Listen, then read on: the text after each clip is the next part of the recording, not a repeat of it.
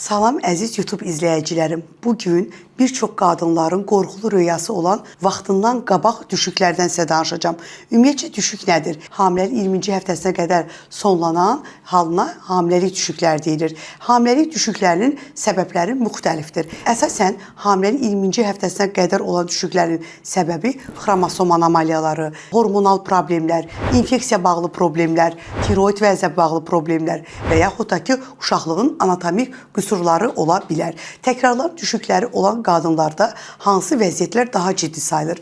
Əgər bir düşük olubsa, o zaman heç bir müalicə almadan ikinci hamiləliyə start vermək olar. Lakin 2 və daha artıq düşük yaşayan qadınlar mütləq qaydada növbəti hamiləliklərini planlı şəkildə ginekoloqun müayinəsindən keçərək planlamağı məsləhət görürəm. Belə qadınlarda biz mütləq qaydada genetik testləri, antifosfolipid sindromunu, torç panelini və digər hormonal problemləri yoxlayaraq ondan sonra bu qadının hamilə qalmaq üçün hazırlayırıq. Bir çox qadınlarda isə hamiləliklər 16-cı həftəyə qədər dəfələrlə sonları. Bu isə ən çox uşaqlıq boyunu yetməməzliyi ilə əziyyət çəkən qadınlardır. Belə qadınlarda mütləq qaydada 12-ci həftədən servikometriya 2 həftə aralıqla uşaqlıq boynunun transvaginal, yəni altdan ultrasəs müayinəsi ilə uşaqlıq boyunu izləməyə davam edirik. Əlbəttə, qadının düşük yaşaması onun psixoemosional vəziyyətinə çox ciddi təsir göstərir. Mütləq qaydada dəfələrlə düşük yaşamış